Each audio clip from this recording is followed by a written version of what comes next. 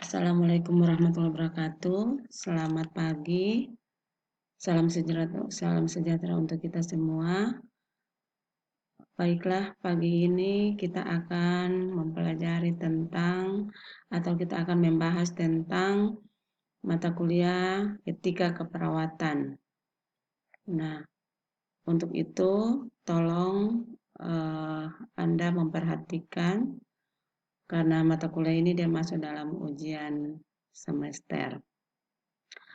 Baiklah, kita mulai dengan materinya. Saya mengharapkan bahwa semua harus perhatikan di sini.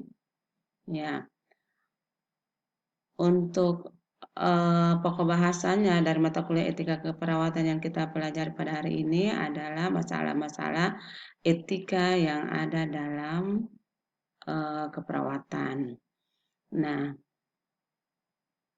pertama kita lihat bahwa dalam masalah-masalah etika dalam keperawatan itu dia terdiri dari beberapa diantaranya berkata jujur, HIV/AIDS dan aborsi. Nah, ketiga itu dia masuk dalam masalah etika keperawatan. Oke. Selanjutnya kita lihat satu persatu. Pertama kita lihat tentang berkata jujur. Untuk berkata jujur, ya, dalam konteks berkata jujur itu ada suatu istilah yang disebut dengan desepsi. Nah, desepsi itu dia berasal dari kata desepsi itu, ya, itu artinya dia membuat orang percaya terhadap suatu hal yang tidak benar, ya, meniru atau berbohong. Nah, itu yang dimaksud dengan desepsi. Desepsi itu juga atau yang meliputi dengan berkata bohong itu atau mengingkari, ya, atau menolak atau memberikan informasi yang tidak betul atau memberikan jawaban yang tidak sesuai dengan pertanyaan atau tidak memberikan penjelasan sewaktu informasi yang dibutuhkan. Nah, itu yang dimaksud dengan berkata bohong. Nah, jadi seorang perawat itu dia harus berkata jujur terhadap pasien. Ya, apabila pasien menanyakan sesuatu, seorang perawat itu harus dia menyampaikan informasi tersebut dengan benar. Kemudian kita lihat sini ada contoh, ya.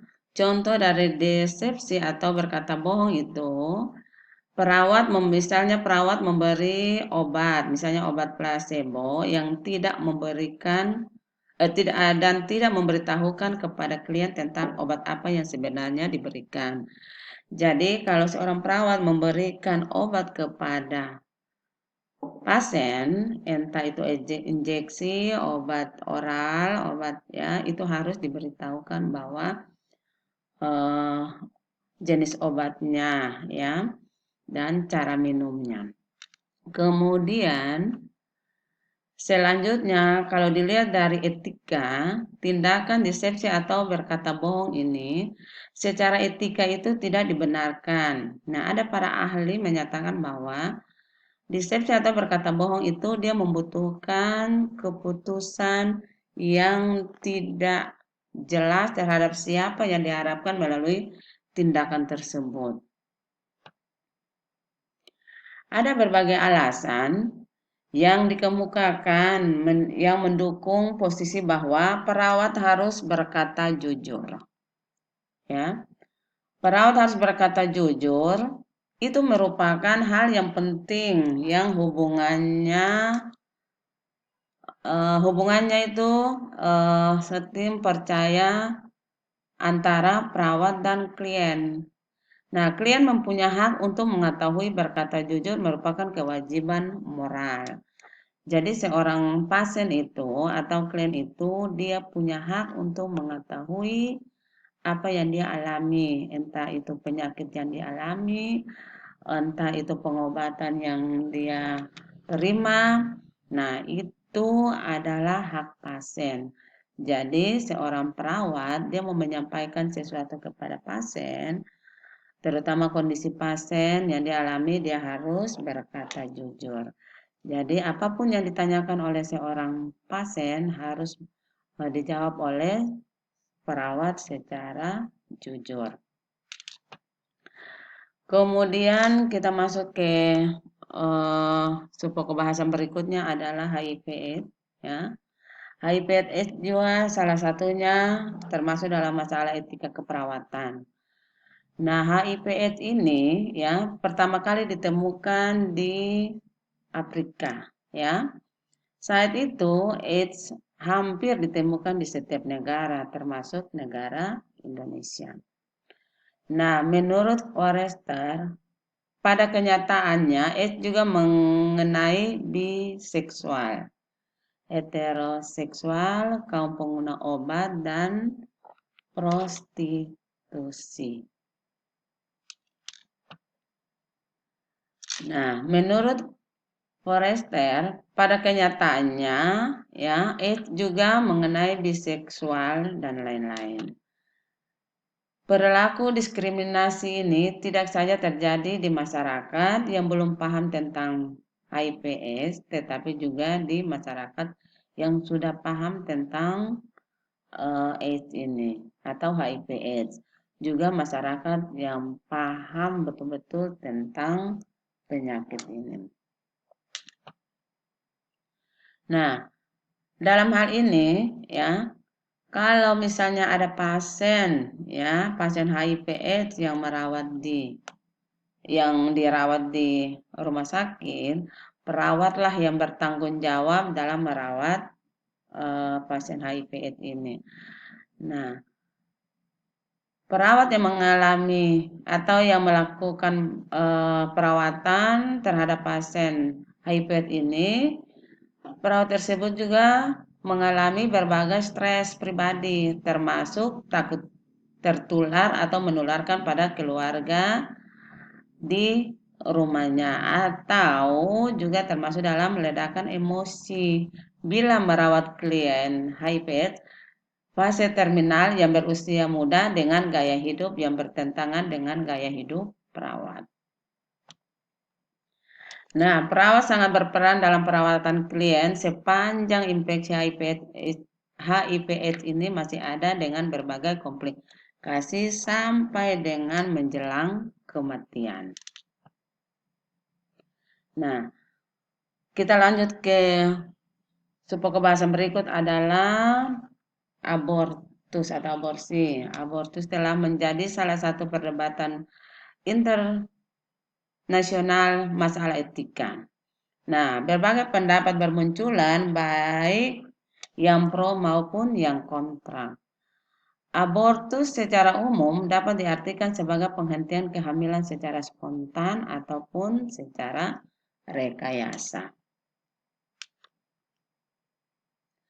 Dalam membahas abortus, biasanya dilihat dari dua sudut pandang, yaitu moral dan hukum. Nah, secara umum ada 3 sudut pandang yang ditemukan oleh Megan, ya, yaitu sudut pandang konservatif, moderat, dan sudut pandang liberal. Itu menurut Megan. Nah, di Indonesia, aborsi diatur dalam undang-undang sebagai berikut. Hukum aborsi di Indonesia itu ada di Undang-Undang Nomor 1 Tahun 1946 tentang Kitab Undang-Undang Hukum Pidana atau KUHP dengan alasan apapun aborsi adalah tindakan melanggar hukum sampai saat ini masih diterapkan. Artinya di Indonesia itu sampai saat ini masih diterapkan hukum tentang aborsi. Yaitu dia berada pada Undang-Undang Nomor 1 Tahun 1946. Jadi apabila ada seseorang yang sengaja melakukan aborsi, maka dia akan ditindak secara hukum.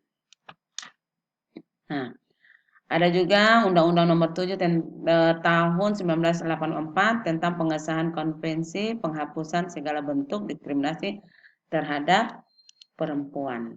Ya, nah, jadi untuk aborsi itu, ya, itu hati-hati. Ada juga aborsi itu dia apa namanya? Aborsi itu dia terdiri dari beberapa macam. Jadi nanti saya berikan tugas, kemudian Anda bisa membacanya. Saya berikan linknya saja, Anda bisa membacanya. Kemudian saya juga akan memberikan link videonya. Nanti akan Anda juga bisa melihat di video tersebut. Jadi 3 materi ini nanti saya akan memberi ke Anda tugas untuk konsepnya, teorinya Anda bisa membaca di link yang ada, kemudian nanti videonya Anda bisa melihatnya. Kemudian nanti selanjutnya kita bisa berdiskusi. Nah,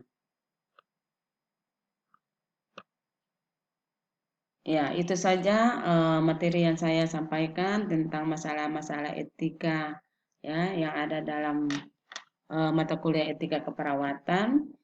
Nah, sekian cukup sampai di sini. Selanjutnya kita akan bertemu di jam mata kuliah selanjutnya dan kita akan bahas tentang eh, pokok bahasan yang lain yang nanti sebelum kita mulai saya akan kirimkan materinya. Sekian dan terima kasih. Wassalamualaikum warahmatullahi wabarakatuh.